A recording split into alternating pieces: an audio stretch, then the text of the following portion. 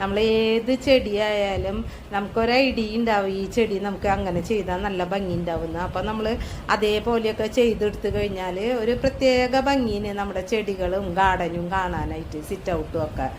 അപ്പോൾ ബുദ്ധനിരിക്കുന്ന നോക്കിയപ്പോൾ എങ്ങനെ ഇന്ന് എന്തൊരു ഭംഗിയിലായിരിക്കുന്നതെന്ന് നോക്കിയേ ആ സർക്കിളിൻ്റെ ഉള്ളിൽ. ഇത് ഞാൻ എങ്ങനെയാണ് ചെയ്തെടുത്തത് സിമ്പിളായിട്ടൊന്ന് ഞാൻ കാണിച്ചു തരാം കേട്ടോ. എല്ലാവർക്കും ചെയ്യാൻ പറ്റണ സിമ്പിളായിട്ടുള്ള ഒരു ഐഡിയയാണ് കേട്ടോ.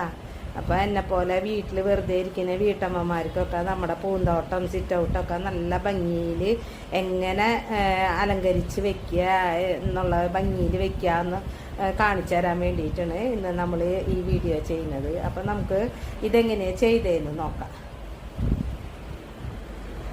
ആദ്യം തന്നെ അതേ നമുക്ക് ഇതുപോലെ ഒരു ചെടിച്ചട്ടി വേണം.